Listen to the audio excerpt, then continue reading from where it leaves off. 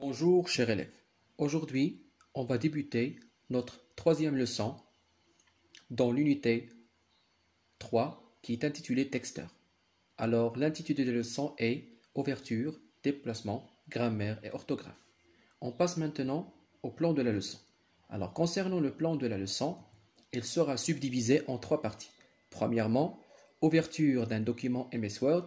Deuxièmement, déplacement dans un document Word. Et troisièmement, la correction des erreurs d'orthographe et de grammaire. On passe maintenant à l'activité. Alors ici, nous avons une situation problème.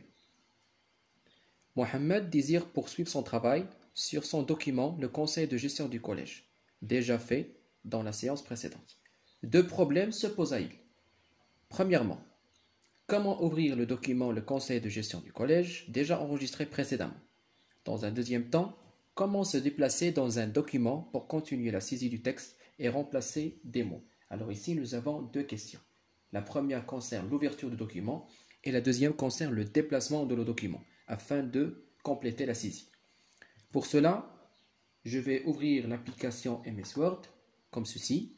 Alors pour ouvrir un document, on procède comme suit. Dans le menu fichier ou bien le bouton Office dans l'Office 2007, je vais choisir la commande ouvrir et je vais essayer de parcourir l'arborescence de mon ordinateur pour trouver le fichier. D'accord? Pour moi, le fichier il est enregistré sur le bureau. Alors je vais cliquer sur mon fichier conseil de gestion du collège et je valide par ouvrir. Voilà mon fichier, le conseil de gestion du collège. Alors, pour se déplacer dans un document Word, on a deux techniques. Soit on utilise la souris, soit on utilise le clavier. Alors, concernant le clavier, nous avons les touches de direction.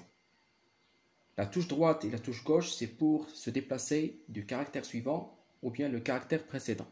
Concernant les touches de direction haut et bas, c'est pour se déplacer vers la ligne précédente ou bien la ligne suivante. Nous avons CTRL plus la flèche droite, c'est pour le mot suivant. CTRL plus la flèche gauche, c'est pour le mot précédent. CTRL plus haut, c'est pour début du paragraphe précédent. Et CTRL plus flèche bas, c'est pour la fin du paragraphe. De même, si je clique sur les touches page up et page down, c'est pour se déplacer vers la page écran précédente et de même pour la page écran suivante. Et finalement, pour se déplacer vers la fin du document, on utilise CTRL plus fin. Ou bien tout simplement, en utilisant la souris, on se déplace n'importe où. Maintenant, on passe à l'activité numéro 2. Alors, le groupe de rédaction de la revue de l'établissement vous charge de réaliser un document sur le téléphone mobile. Voilà le texte devant vous. Alors, les questions. Premièrement, ouvre un nouveau document. Deuxièmement, saisis le texte. Troisièmement, enregistrer le document dans le dossier revue murale sous le nom téléphone mobile. Pourquoi des mots ont été soulignés en rouge et en vert et comment procéder pour corriger les fautes dans le document. Alors pour moi, j'ai déjà saisi le texte, comme vous voyez ici, d'accord? Alors le texte c'est à propos de téléphone mobile. Comme vous voyez ici, nous avons des mots qui ont été soulignés soit par la couleur rouge ou par la couleur verte. Alors ici, nous avons une couleur bleue. Alors la couleur bleue, c'est pour les problèmes de saisie. Tandis que lorsqu'on a des mots qui sont soulignés par la couleur rouge, c'est pour signaler des fautes d'orthographe. Tandis que si on a des mots qui sont soulignés par la couleur verte, c'est pour signaler les fautes de grammaire. Comme vous voyez ici dans notre présentation, voilà, nous avons des mots qui sont soulignés en vert et des mots qui sont soulignés en rouge. Alors pour corriger ces erreurs, nous avons deux techniques.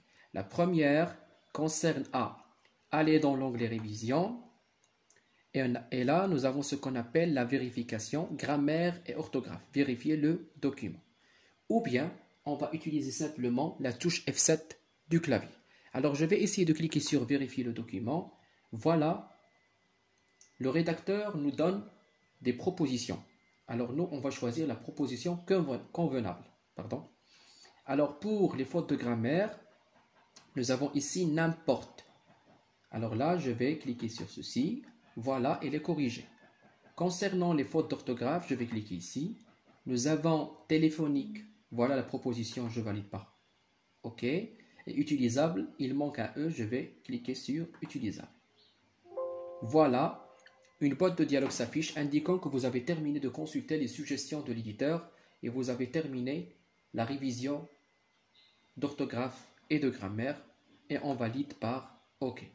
Alors, ce qu'il faut retenir, c'est que pour ouvrir un document, on doit suivre les étapes suivantes. Premièrement, on clique sur le menu fichier et on va choisir la commande ouvrir et on va essayer de parcourir l'arborescence pour trouver notre fichier.